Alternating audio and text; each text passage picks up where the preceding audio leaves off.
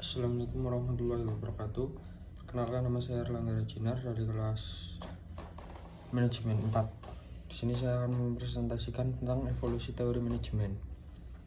Manajemen dan organisasi adalah produk sejarah, keadaan sosial, dan tempat kejadian.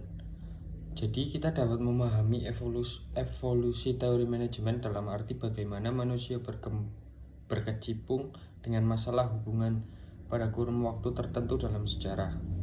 Salah satu pelajaran sentral dengan belajar evolusi teori manajemen ini adalah kita dapat belajar dari percobaan, kesalahan dari mereka yang telah mendahului dalam mengendalikan nasib organisasi. Ada beberapa aliran teori manajemen. Pertama, aliran manajemen ilmiah. Kedua, aliran teori organisasi klasik. Aliran tingkah laku, ilmu manajemen, pendekatan sistem, dan pendekatan kontingensi. Aliran manajemen ilmiah muncul sebagian dari kebutuhan untuk meningkatkan produktivitas di awal abad ke-20, terutama Amerika Serikat. Tenaga kerja terampil amat terasa kurang. Satu-satunya cara untuk meningkatkan produktivitas adalah menaikkan efisiensi pekerja. Ilmuwan dalam aliran manajemen ilmiah. 1. Ada Frederick W. Taylor 1956 sampai 1915. Kedua, Henry L. Gann 1861 sampai 1919. Ketiga, ada Frank dan Lillian Gilbert 1868 sampai 1924 dan 1878 sampai 1972. Frederick W. Taylor mendasarkan filosofinya pada 4 prinsip dasar. 1. Perkembangan manajemen ilmiah yang sebenarnya menentukan metode terbaik untuk melaksanakan setiap tugas dapat ditentukan. Yang kedua, seleksi ilmiah para pekerja sehingga setiap pekerja akan diberi tanggung jawab melakukan tugas yang paling cocok dengannya. Yang ketiga, ada pendidikan dan pengembangan ilmiah para pekerja. Yang keempat, ada kerjasama bersahabat dan secara pribadi antara manajemen dan para pekerja. Filosofi yang dikemukakan oleh Henry L. Gann. 1. Ada meninggalkan sistem tarif berbeda karena dianggap terlalu kecil memberikan dampak motivasional. Yang kedua, Gann membuat ide baru. Setiap pekerja yang dalam sehari berhasil menyelesaikan tugas yang dibebankan akan menerima bonus sebesar 50 sen. Yang ketiga, kemudian ia menambahkan motivasi kedua, supervisor akan mendapat bonus tambahan bila semua pekerja mencapai standar tersebut.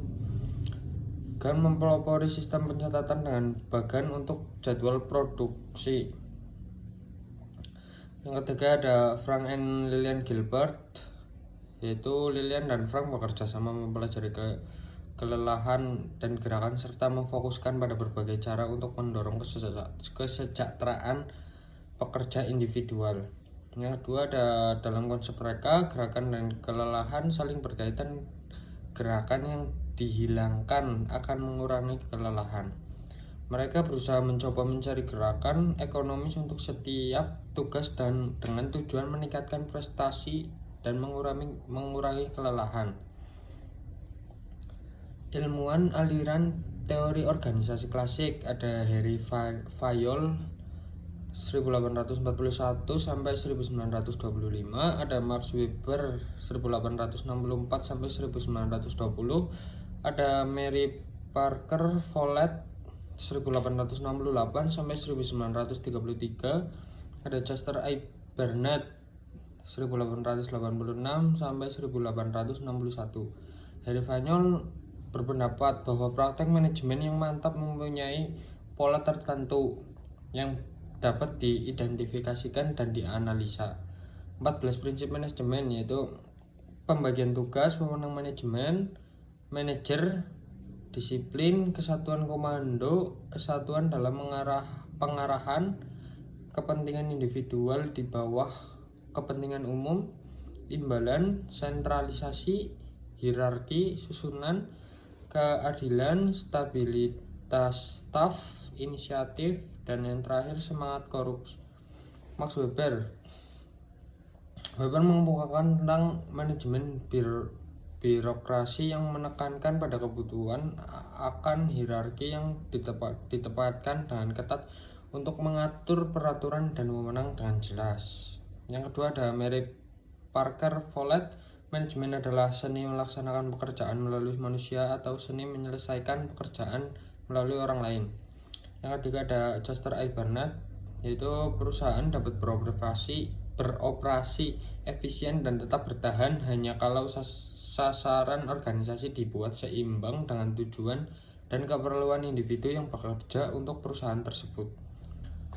Aliran hubungan manusiawi, Elton Mayo dan Abraham Maslow. Elton Mayo, karyawan akan bekerja lebih keras bila mereka percaya manajemen memperhatikan kesejahteraan mereka dan supervisor memberikan perhatian khusus kepada mereka. Abraham Maslow, teori hierarki kebutuhan. Aliran ilmu manajemen. Satu ada Robert MC Namara 1960-an, pendekatan masalah manajemen dengan penggunaan teknik matematika untuk membuat model, menganalisis dan menyelesaikannya. Pendekatan sistem manajemen memandang organisasi sebagai satu kesatuan sistem dengan tujuan yang terdiri dari bagian-bagian yang saling berkaitan. Ada yang terakhir pendekatan kontingensi, yaitu disebut pula dengan pendekatan situasional yang situasional. Dua pandangan bahwa teknik manajemen yang paling baik memberikan kontribusi untuk pencapaian sasaran organisasi mungkin bervariasi dalam situasi atau lingkungan yang berbeda. Sekian presentasi dari saya. Assalamualaikum warahmatullahi wabarakatuh.